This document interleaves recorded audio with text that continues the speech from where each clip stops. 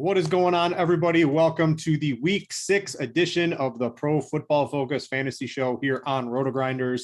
I am Brit Devine, joined by my man, Mr. Ian Hartitz, coming to you live from the Pro Football Focus HQ. Ian, drop some names. Who can you see over there?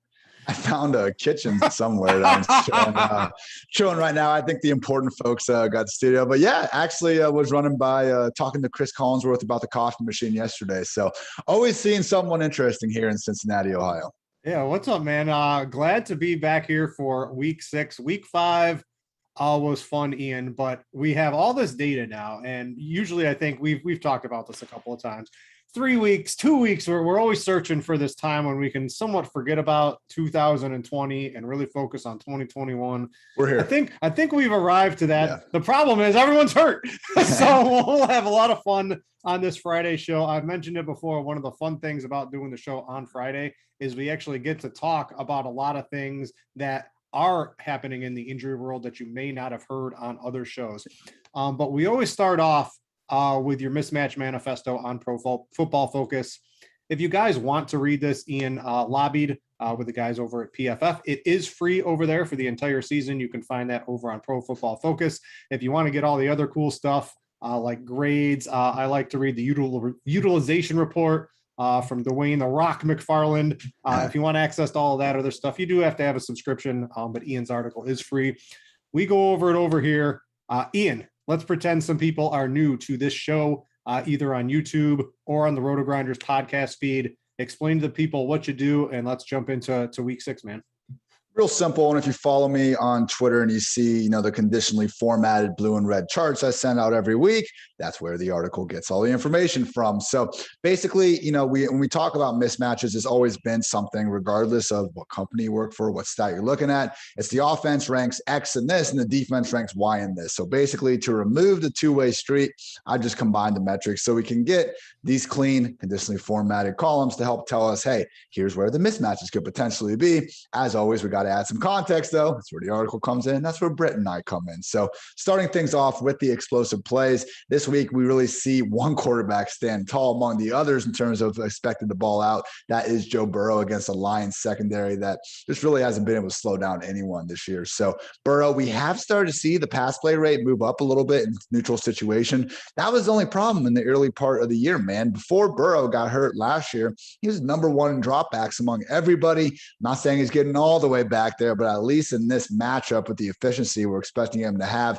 might not need 40 dropbacks to have a big day at the office. We also see Matthew Stafford, Kyler Murray, even Carson Wentz set up well enough as well. Maybe some guys that could be in trouble. Justin Fields easily standing out as the worst. I mean, until this Chicago offense gives us anything, I think the only guy we can really trust at this point is Khalil Herbert, just because of all the injuries that have happened there. I'm sure we'll talk about him a little bit in the running back section. Also have Teddy Bridgewater and Baker Mayfield not looking great as well. All right, let's keep scrolling down your article. Again, if you guys want to check this out and read it for your own, you can do that without a PFF subscription. Let's talk about pace. One of the most important things, plays per game, really factors into projection sets and fantasy points that you can, targets, all that sort of fun stuff. One of the most important things in DFS when setting your lineups. It looks like we had one of the fastest projected paces. That was in last night's Tampa Bay at Philadelphia. What do we got on the Sunday slate? And I also want to note, things are a little different this week with the buys kicking in, and we still have London games. We've gone from 13 or 14 games on the main slate down to 10. So the ownership itself is going to get a little bit congested as we work through the plays later.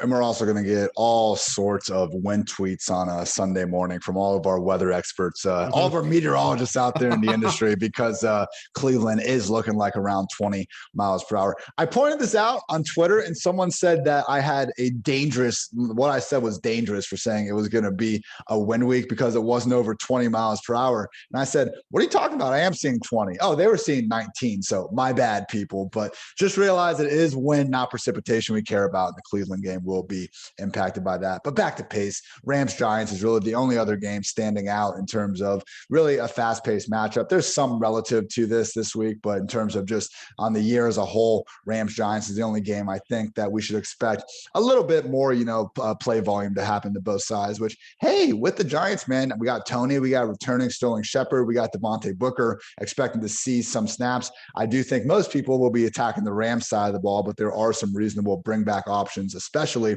with Daniel Jones trending towards being able to play some of the slower paced games, Bengals and Lions, as well as the Texans and Colts. So, I still think in these games, there are some options, but, when you see this slow of projected game pace, and particularly in like the Bengals case, as tempting as it might be for, Burrow, Chase, Boyd, whoever you want to do there, I am worried with Joe Mixon expected to have his usual workload back, just how many times Burrow will be asked to drop back in 60 minutes. Yeah, speaking of Joe Mixon, it looks like he popped up as a limited on the practice report, but we did get a beat writer a little while ago, right before the show, say he expects him to get his full workload. And I think Mixon, I think I got him down as one of my favorite tournament running backs this week, because I just don't think anyone's going to use him, because it has turned into running back chalk week, in my opinion, with that Nick Chubb. And then we're all going to be playing Mr. Kareem Hunt, I think. Yeah, I'm seeing it right now via NBC Sports Edge, formerly known as RotoWorld, that Mixon listed as questionable, but is firmly expected to play. And yeah, okay, Bengals coach Zach Taylor said Mixon will play, and they're listing him as questionable because why the hell not, I guess, right? Yeah, let's keep scrolling down your article here. Let's talk about pressure rate.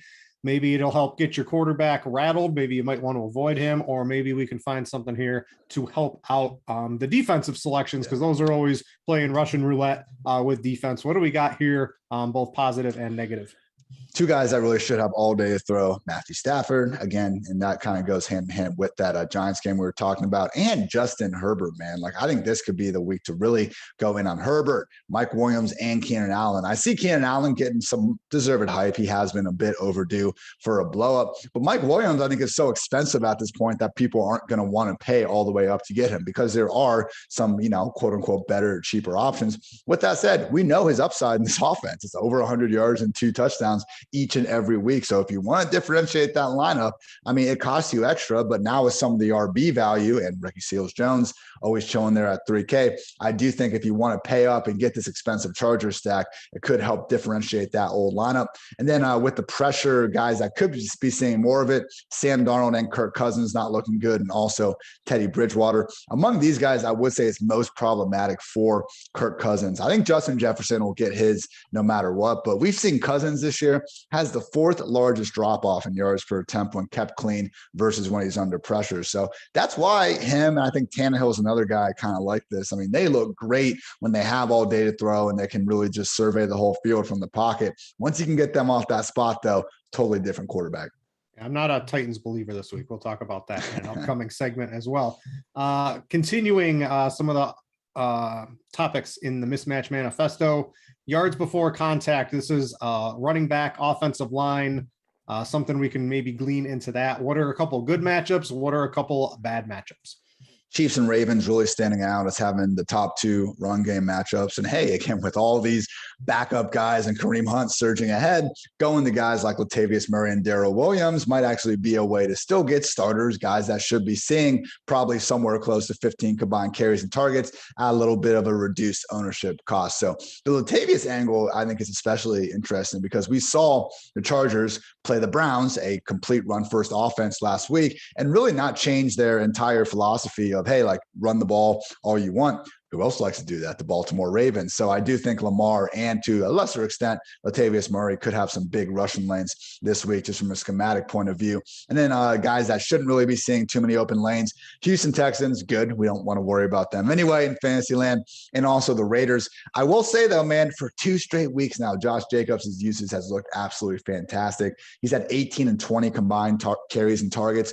And these are games with extreme negative game scripts. So we haven't always been able to assume that when things go south, Josh Jacobs will be able to get this many touches. We still have some boxes to check. Now in this post-Gruden offense, we aren't sure if it's going to be the same thing. And Peyton Barber could feasibly return and work his way into the committee as well. But so far, Jacobs' 2 biggest obstacles, that pass down role, were their extremely highly paid backup running back Kenyon Drake and Jalen Richard, who returned last week. Now the guy had an impact on Jacobs' targets, which was great to see. I do want to know if anyone out there read early on Friday that Jacobs was out of practice because he wasn't in there. He did make a late appearance in practice just a few minutes ago. So if anyone was worried about that, Josh Jacobs does look like he is trending towards playing this week. Let's close this out, Ian. Oh, that's another thing. All the team grades at PFF. I misclicked. So maybe people got some sneak peek behind the paywall over there. Let's go to the passing game here. Any good offenses that might be a little under the radar for people to target in the passing game this week? Because this is really how tournaments are won. Echoing the Rams and kind of Bengals having a good matchup that we've seen on some of these other stats. But the other kind of two, the Chargers against the Ravens defense, that I still think people are giving this Ravens secondary like a little more credit. They were arguably the best secondary in the league for the better part of the past 3 years. But you take away Peters, you take away Jimmy Smith. That's why Carson Wentz just threw for 400 yards on these guys. They're coming off a short week. Again, I really love the idea of looking away from probably a pretty chalky Austin Eckler, and even including him since he's so involved in that passing game, but really just honing in on this Chargers offense this week. And then also we are seeing the Houston Texans pop up a little bit. I don't think Davis Mills is going to throw for 300 plus and 3 touchdowns every week, but at a minimum in this post-Tyrod offense, however much longer that's going to persist, I think we have enough of a decent enough, I should say, quarterback under center. So Brandon Cooks could be in a pretty nice bounce back spot here. All right. I lied about closing it out. Let's do EPA per play. How did we do last week in this? What's the running total when we get to 2 positive teams? Is this still a trend we should be looking at? It's doing well. Like anything, use it as part of the puzzle, not the entire thing. But yeah, so when you pick the team as the underdog, but they're expected to have the better offensive matchup against the spread, it's been 6-4-1. Straight up though, and obviously we're getting the extra points on the money line there, it has been 6-5. So this week's group, we got the Panthers sitting as a 1-point underdog. I'm not sure if that's going to move anymore with the McCaffrey news. Probably shouldn't, but these things happen from time to time. I don't love that one. The Vikings are just kind of a hard team to really get behind. The Chargers +3 though, man, I just think that this is more based on like the Chargers are going to charger than actually looking at the Chargers versus the Ravens this year. I feel like the Chargers are the better team on both sides of the ball. When I saw that earlier this week, I immediately pounded their money line. And hey, if you want the points, that's fine too. More on that here in just a second. And also the Cardinals sitting at +3 against the Browns stand out as a battle I think we should be potentially getting behind.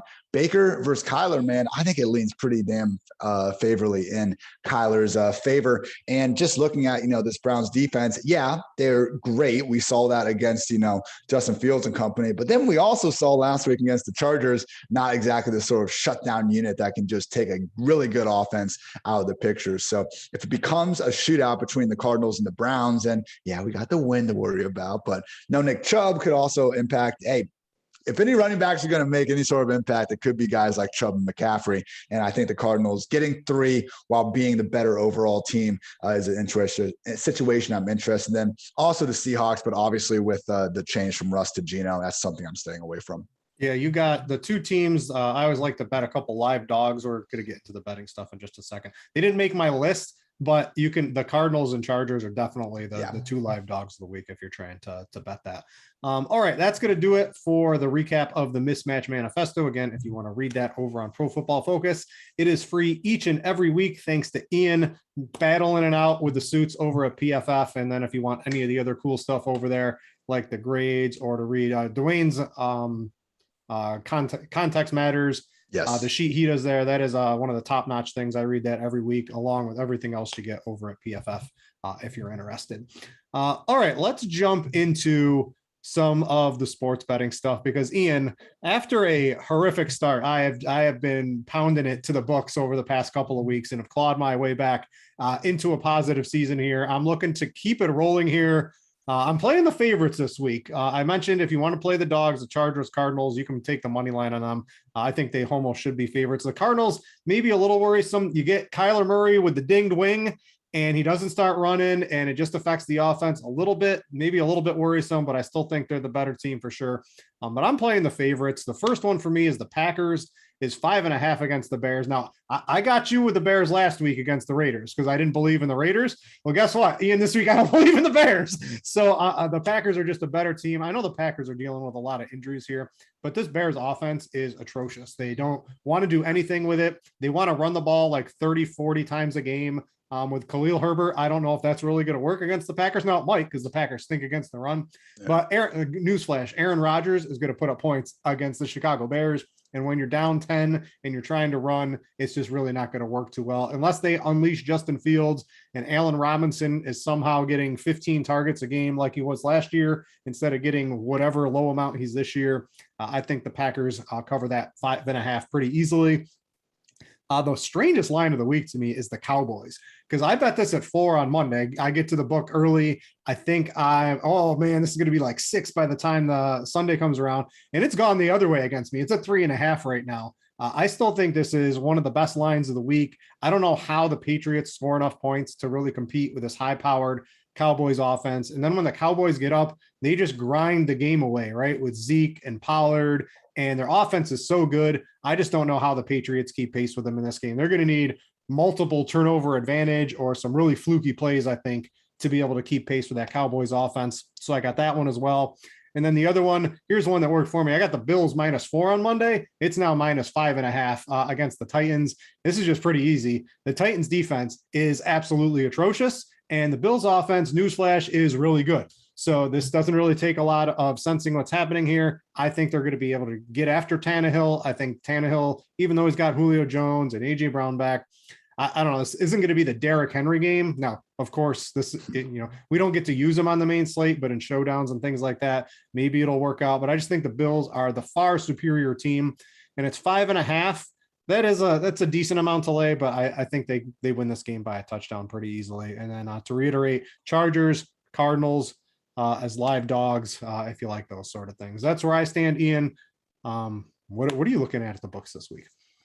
Well, I haven't been on quite as big of a tear as you, but I also dug a bigger hole to start the year. So slowly but surely, coming off the 2-1 week, we are at 5-10. Don't let them get hot, people. Right now, I have a money line parlay going on. We got the first one down. Bucks, Bengals, Cowboys, Bills. If you wanted to roll the Bengals over the Lions, the Cowboys and the Bills to complete that, you could still get pretty solid odds there. I'm with you on the Cowboys against the Patriots, and I'm fine taking that -3, -3.5, whatever. I just think this Patriots team, like, they're getting too big of a bump for playing the Buccaneers pretty competitively in a primetime game. If you just look at game.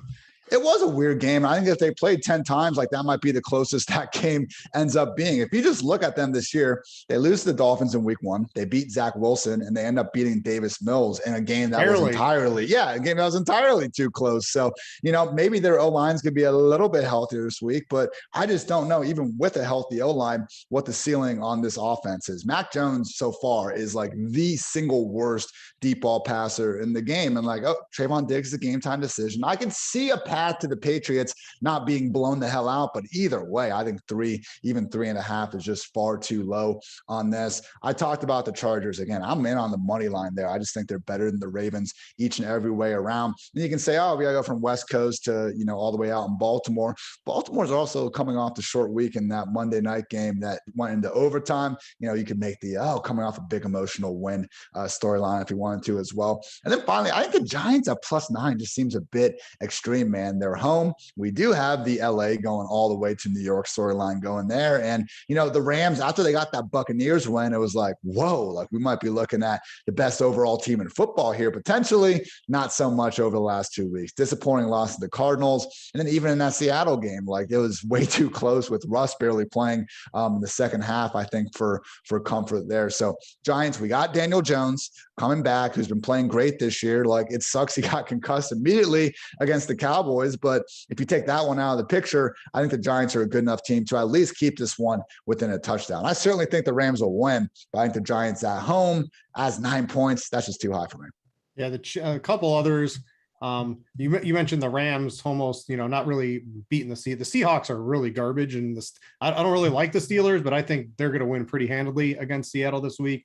And the Chiefs, with all Washington is just falling apart at the seams on Friday's practice. You got McLaurin with a hamstring injury. That sounds pretty not great for his ability to play on Sunday if he shows up on the Friday practice with that. You've got Antonio Gibson still dealing with a shin. If Ricky Seals-Jones is the number one target, I don't know if they're going to be able to keep pace against Patrick Mahomes this week. So I do like the Chiefs I think it was at 6.5, and maybe it's moved with all that news. But I do like the Chiefs as well here. I just like the favorites quite a bit this week. I think they all cover pretty easily. All right, before we get into some DFS position chatter, I need to tell you guys about Jock Market. Stop throwing your money away and check out Jock Market. It's the app where daily fantasy becomes a stock exchange. Buy and sell shares of players in real time for real money.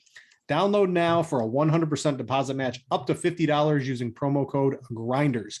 And get this, if you happen to lose money in your first market on Jock Market, they will cover your expenses up to $100 on your first play. So what you would do with that, I've played this a couple of times too. It's fun. Deposit your 50, use promo code GRINDERS, you get the $100.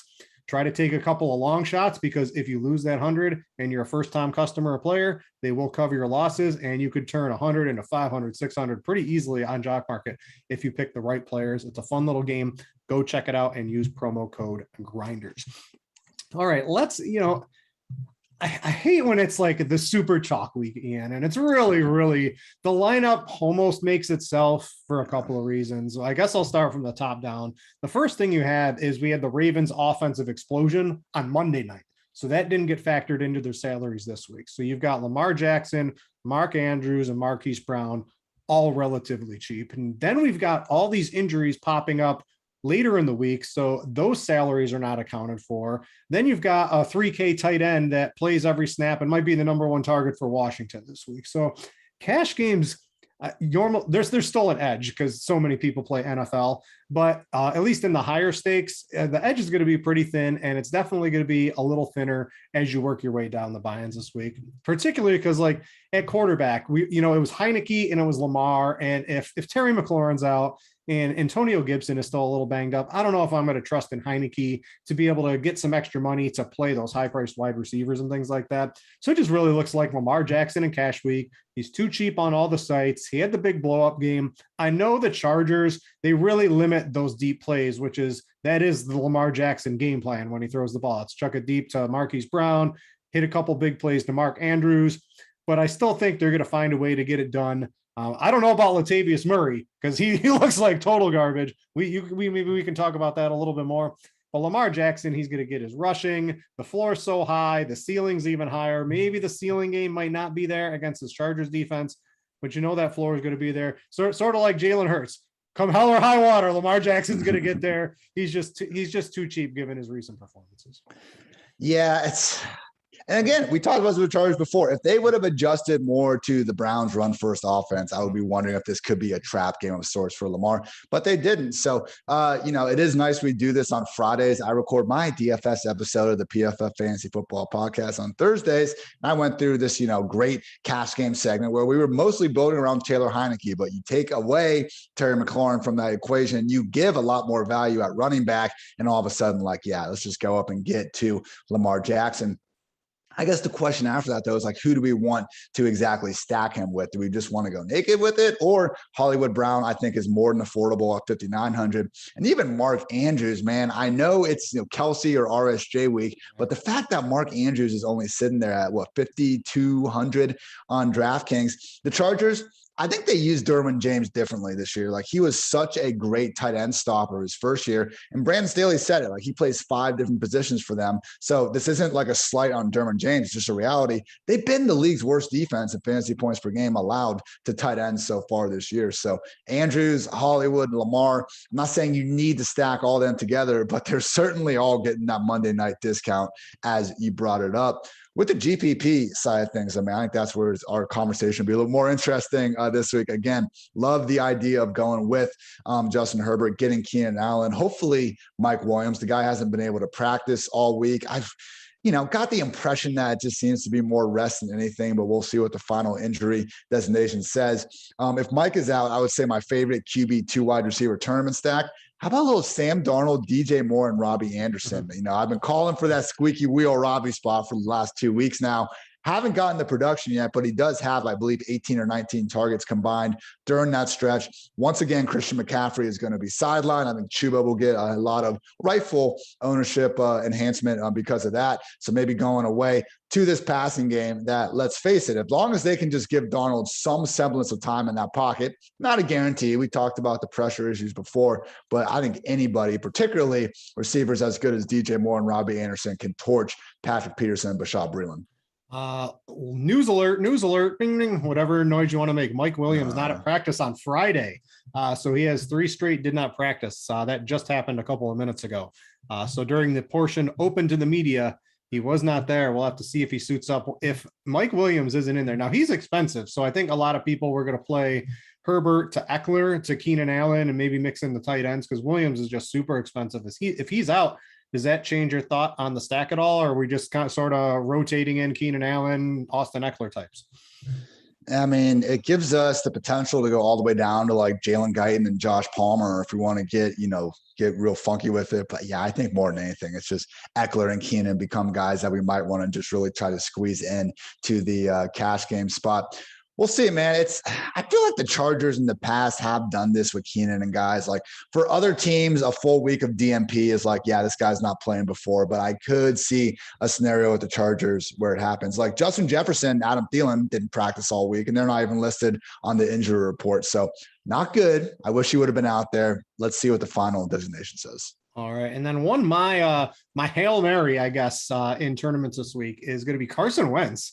He's at home in a dome against the Houston Texans. I don't know if I really need to get much more in depth than that. Now, it didn't really work out for the Patriots last week, but Wentz has he's like sneaky. He'll get a little rushing yards. If they get down on like the 1 or the 2, like, what are they doing? Not giving Jonathan Taylor like 80% of the work, and they're still mixing in Marlon Mack way too much. But JT is going to get some ownership, but Wentz in the passing game. And the thing I like about Wentz is if T.Y. Hilton doesn't play, it's very easy. Like, I think you just play Wentz with Michael Pittman, and I think you can stack him with either Hines or Jonathan Taylor pretty easily.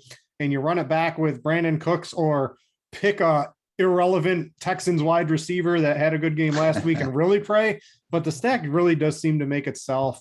He's very cheap and allows you to maybe get up to some higher price players elsewhere. So that's my one GPP Hail Mary. And I was on board with you with Herbert.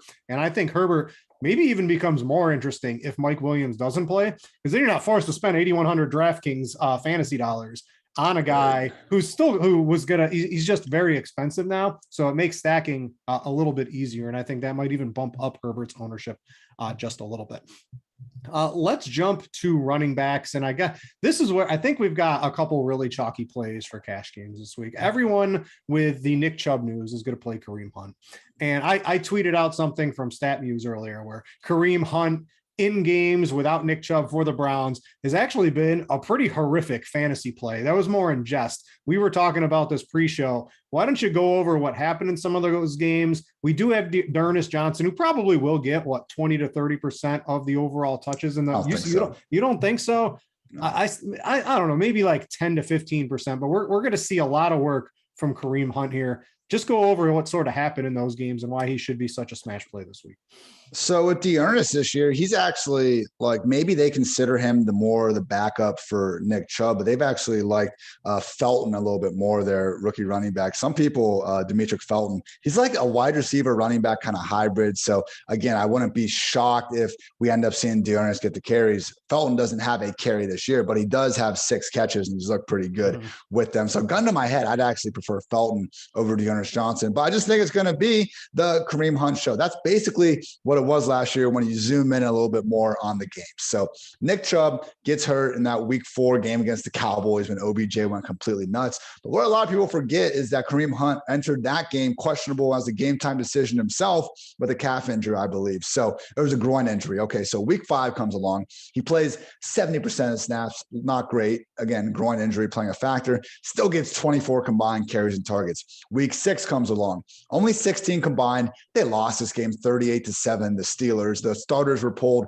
not even in the fourth quarter, late third quarter. That's how bad of a beatdown it was. What happens after that? 22 combined carries and targets, 17 combined on 90%, 86% snap rates. I believe the last game was one of like 3 straight just weather meltdowns the Browns had to deal with as well. So I know it's easy to just take the 4-game game log and look at it and say, oh, Kareem Hunt was more of like an upside running back too. What's the big fuss about that 90% usage for him? If he gets it in this version of the Browns offense, man, in a reasonable matchup, like he's my RB4 on the week in season long. I don't think there's a single start sit question that you can get away from. And then when we look at the price in hand, it was already kind of curious he was this cheap, man. He's been just objectively better than Nick Chubb this year. And it's nothing against Nick Chubb. They're both top 10 running backs. It's ridiculous they're on the same team. But to see Hunt already in the low 6 point, in that low 6K range, even before the injury, I thought was interesting. So just based on this projected workload, which again, true 80-90% in a great offense at home against a bad run defense, I don't think it's a trap, man. I think we got to get behind Kareem Hunt everywhere. All right, a couple other running backs that are probably going to play almost every snap. First is going to be Daryl Henderson. If he can stay out of the blue tent, he should have a massive game here against the Giants. On his couple of trips in to the tent, Sony Michel will grab a couple of carries, but Daryl Henderson looks really good. And with the CMC news, I know you have Chuba Hubbard in here. Talk about what happened between him in 2 weeks ago and then what happened last week, because when we all played him in DFS, we got the outcome we didn't want, and then we got off of him. He had the outcome we did want. What can we expect out of him this week? These are 2 guys who should be in on just about every snap this week. Yeah, he's due for some positive touchdown. I guess we can just say due for some touchdown regression in this one. Only Chase Edmonds has more overall touches this year without a score than Chuba. So, yeah, 2 weeks ago, they play the Cowboys, and we don't get the every down roll because Dallas really, took advantage of a couple third quarter interceptions and blew that game open. We still saw 15 combined carries and targets, but people kind of got off Chuba as this Mike Davis light 1-for-1 replacement from McCaffrey. What happened last week? And game that, you were right, Brit, the Eagles won. Kudos to you for calling that. A win's a win. I was going to say, I must have missed the part where you talked about how they were going to win on a blocked punt late in the fourth quarter, but win is a win, as you said. I'm not bitter at all. Couldn't be me. But anyway, in this game, Chuba, 5 catches, 24 carries, ended up getting himself 134 total yards. So I'm not worried about this Vikings defense any more than I would be the Eagles one that I just had plenty of success with. And again, we should see the same exact usage because they released Rodney Smith this week, I think in anticipation of McCaffrey coming back. So it might have actually been a downgrade for CMC.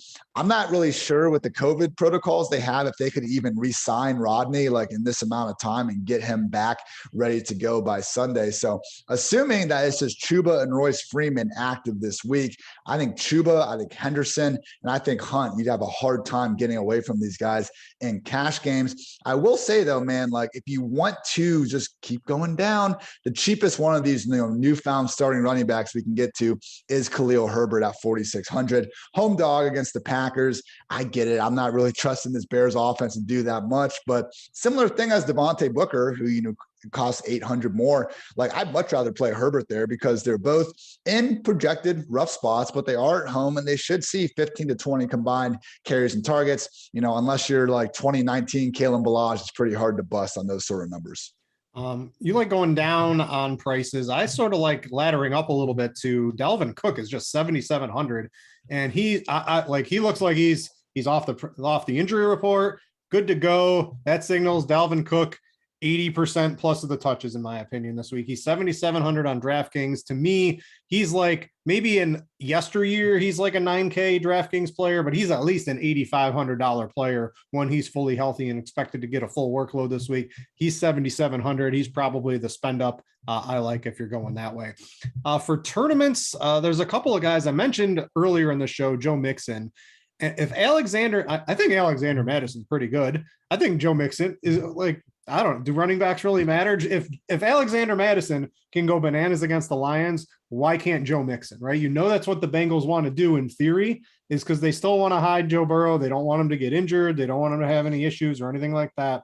Why can't he go bananas against the Lions this week? And if the coach says he's ready to go and get his full workload, I'm expecting to see those first couple of weeks of workload from Joe Mixon where he almost doesn't come off the field. I think he's a really good play in a tournament. This mid-tier is absolutely fantastic this week.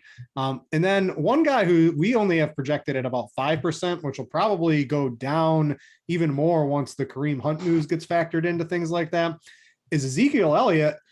Dude, the Cowboys, I've mentioned this 3 or 4 times in the show this year. They want to run the ball, and they want to run the ball with Zeke once they have a lead. And I think they're going to be able to pound on the Patriots, put up a ton of points. They've got the number 1 run blocking unit in all of PFF grades, at least on the team grades.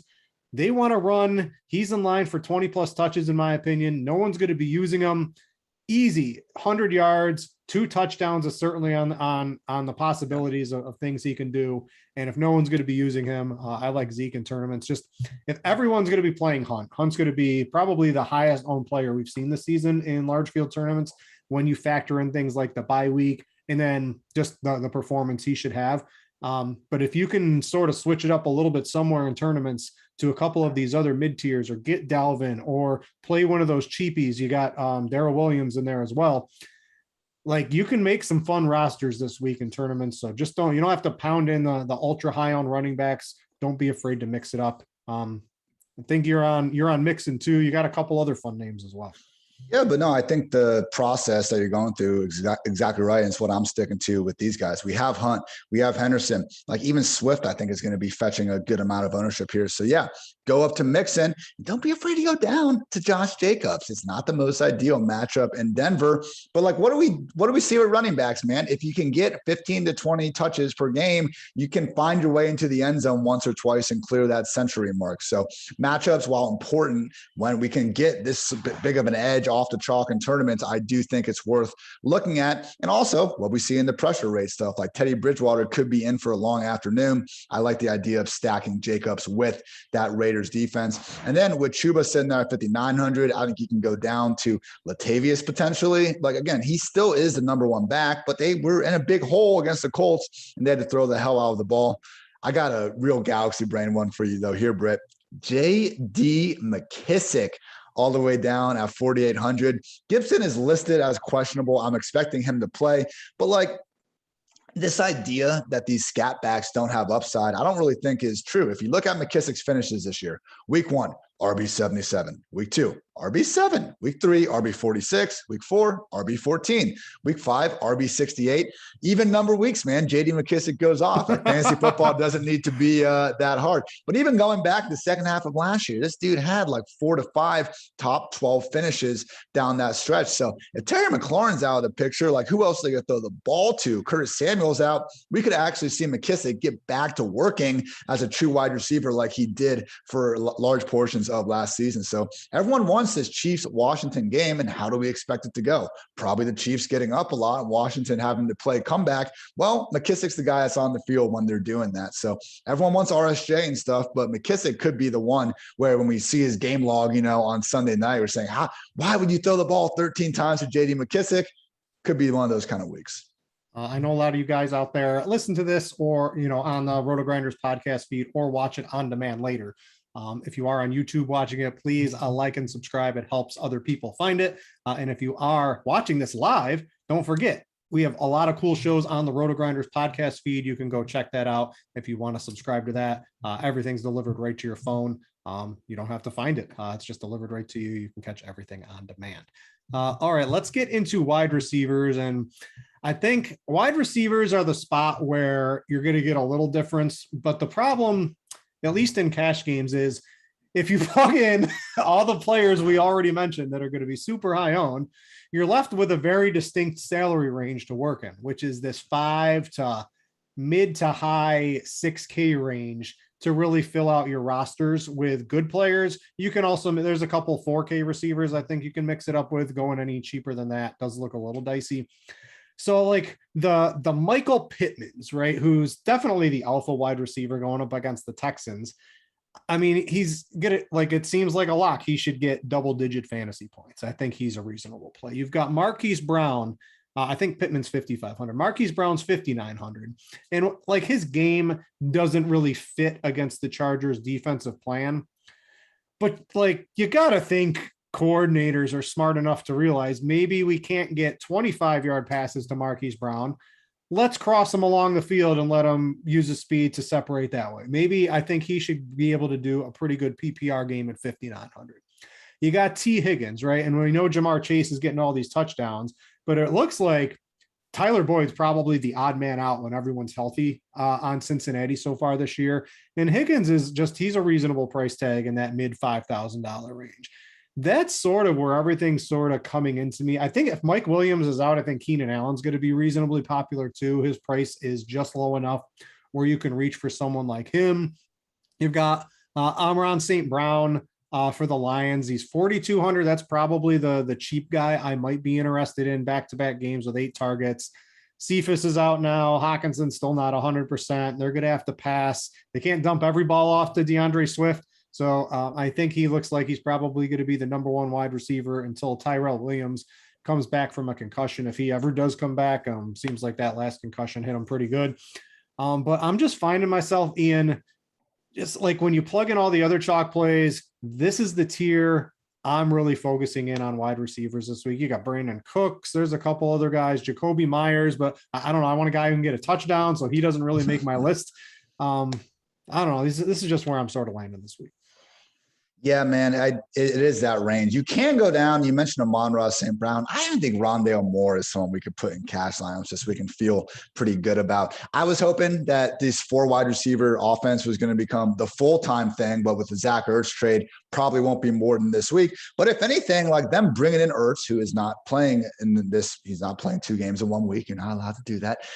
Without that, like they should lean on 4 wide receiver sets. They already do them more than anyone else in the league. The thing is, you know, the most frequently used 4 wide receiver set offense still only does it in like 20-25% of their snaps. So we have Rondale getting more rush attempts while Chase Edmonds is banged up with a shoulder injury. And last week, just in terms of pure usage, regardless of 4 wide receiver sets, he was finally starting to eat into some of Christian Kirk's reps as well. So it's just all about how you feel with it. If you want to go with Pittman, Jacoby, and maybe try to go up to Hollywood Brown, that's fine. But if you really want to try to get up more into that upper 6K range or even the 7K range, I do think going down to someone like Rondale or Amon-Ra St. Brown is probably your best bet way to do it. But yeah, I think more than anything, like Hollywood would be the one guy I want to try to get in there. 80 plus yards and or a touchdown in 12 of his last 13 games. Like he has the 2 drops and everyone's like, what if he didn't drop those balls, man? We'd be looking at like a legit top 5 receiver at this point in fantasy land. So I know he did, but it's almost like the Tannehill factor where like every time these guys have like even an average week, we're like, oh, okay, the jig's up. They're back to being the guy we thought they were. And Hollywood Brown's just been a great receiver really for almost an entire season's worth of games now. So I'm not afraid to do that and take that Monday night discount. In terms of tournaments, maybe, just maybe, DeAndre Hopkins finally gets the blow-up week. He did return to practice this time. And the bigger issue with the Cardinals, like I know their targets have been much closer than we've seen in past years, but we also just haven't seen a game yet where Kyler has had to really throw the hell out of the ball. The Vikings game was really their only close one that was somewhat back and forth, but even then the Cardinals kind of jumped out in front. We do have Kyler popping up on the injury report with a shoulder injury. As we remember last year when he was dealing with that, it did force him to run the ball much less. So I think Hopkins and Rondale as well make sense in a game where people will be a lot more into it if there wasn't that win to worry about.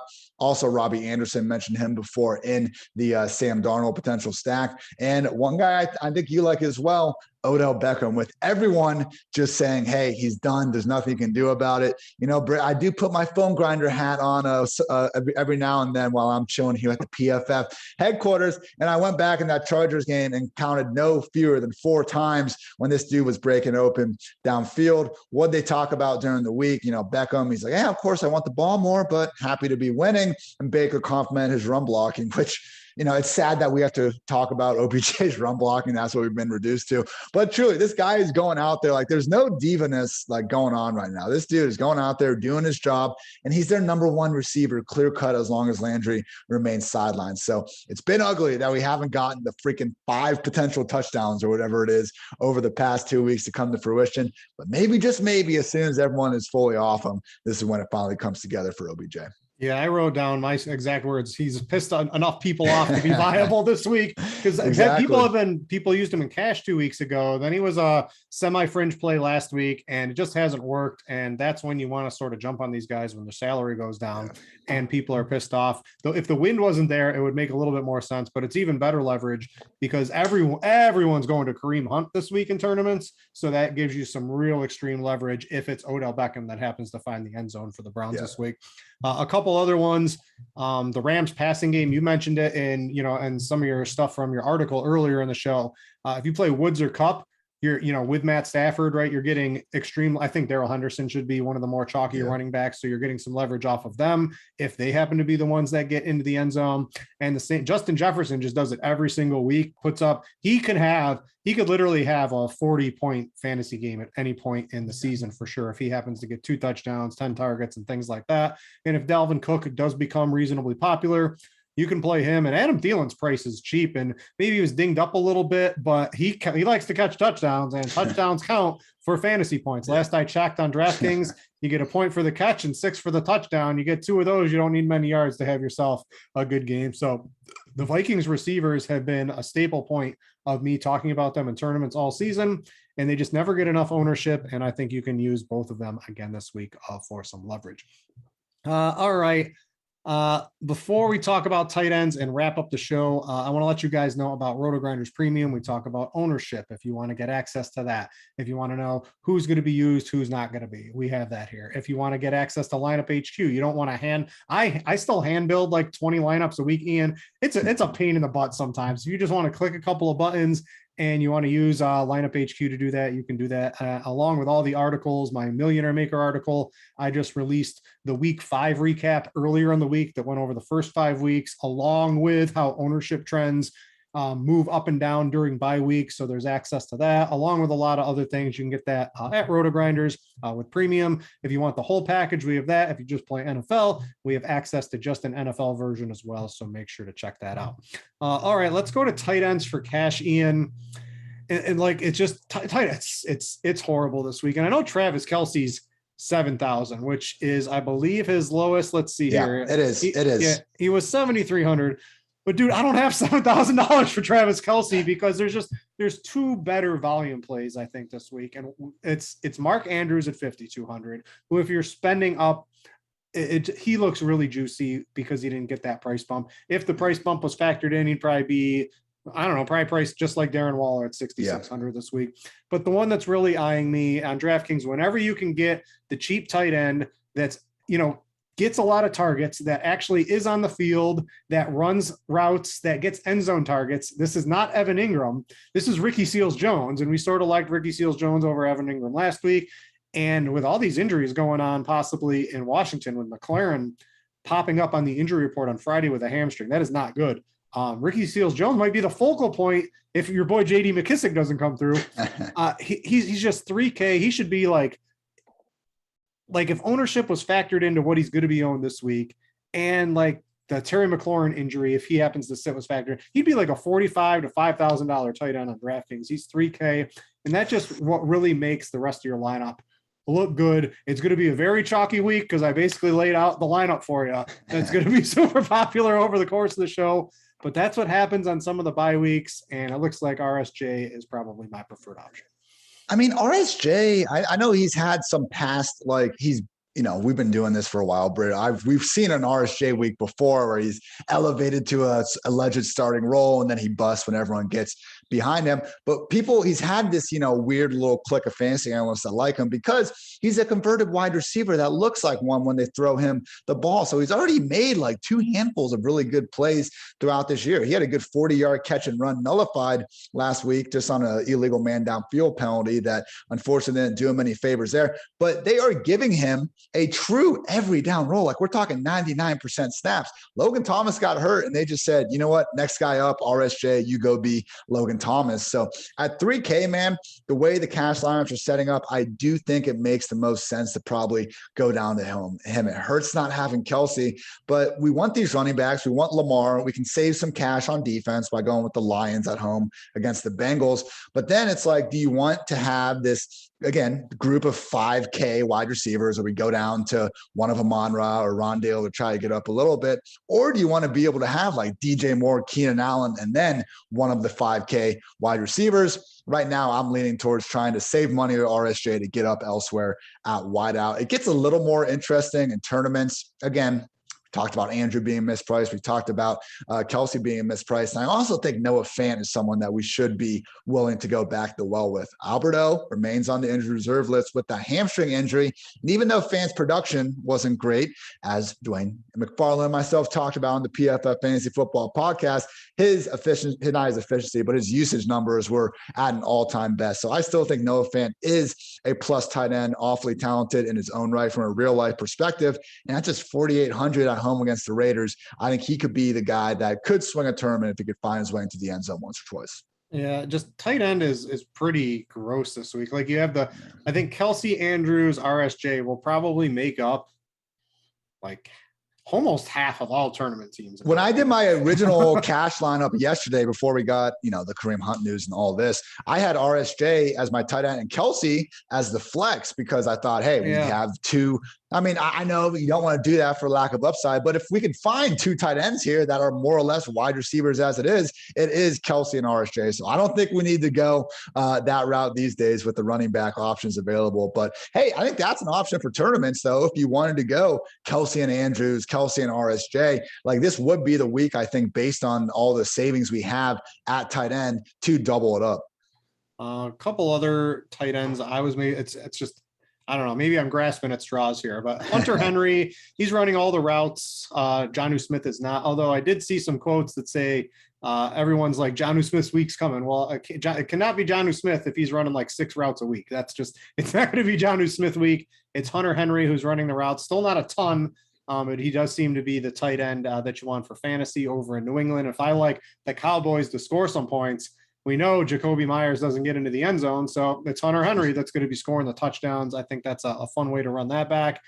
And I guess a little bit more leverage off of Daryl Henderson, who I expect to be popular. And you talked about Stafford and how good this Rams passing offense should be this week, is Tyler Higby, who's pretty much laid 2 eggs since we all rostered him in week 3. So he's disappointed us 2 weeks in a row.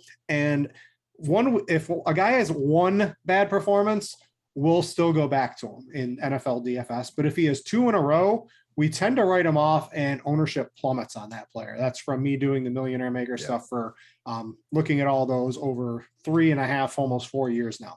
So if you're looking for some ultra leverage, ultra low owned tight ends, Tyler Higby, someone I might want to run back at it. But it really just seems, I hate playing the cheap, chalky tight end in tournaments, Ian, but it's Ricky Seals-Jones. There's nothing below him that's interesting, and there's not even really anything until you get to Hunter Henry that's interesting. Well, and like the rest of the positions, we don't have really good, like if you look sub 4K wide receivers, there's Brian Edwards, there's like KJ Osborne, but there's no one you feel overwhelmingly good about. And the cheapest running back is Khalil Herbert at 4.6. So again, the quarterback, when we lose McLaurin, likely we're kind of losing Heineke as well. RSJ, and again, I think Detroit, if you want to go that route on defense, are the 2 easiest ways to save salary this week, regardless of what position we're talking about. Yeah, you could Jared Cook dart throw, but that's still 3,200. It's a really bad tight end spot for the cheap ones, which Ricky Seals-Jones, I would normally not consider him a good tournament play, but I just think if you're saving money he's really just about it. And I would do something goofy in the rest of my lineup.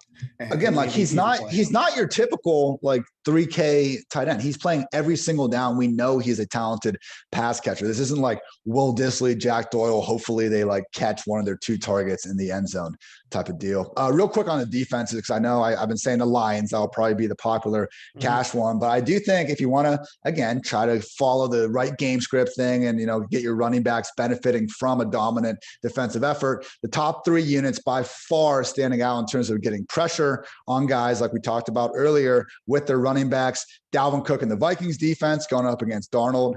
O-line injuries, still holds the ball a lot. And then also Chuba and the Panthers defense, and the same reasoning with Kirk Cousins having those aforementioned issues against pressure. And finally, Josh Jacobs and the Raiders defense going up against Teddy, who has played great this year, but he also still does hold the ball a lot, and that can lead to some of those fantasy-friendly fumble opportunities. All right, that's going to wrap it up for the Week 6 edition of the Pro Football Focus Show here on RotoGrinders. Again, if you want to check out Ian's article, The Mismatch Manifesto, you can go find that on Pro Football Focus under the fantasy tab. It's under the fantasy tab, right? Or is it in the general tab? It's there. It's on my Twitter at iHeartitz as well. So if you just type in Week 6 fantasy mismatches on Google, you'll find it in no time. All right, you can read that for free. Check out Jock Market. Glad to have them doing an ad during the show. And everyone have fun out there. Hopefully you crush it at the sports books and your DFS teams are at the top of tournaments this week. For Ian, I'm Brit. Thanks for watching, everybody, and we out ya.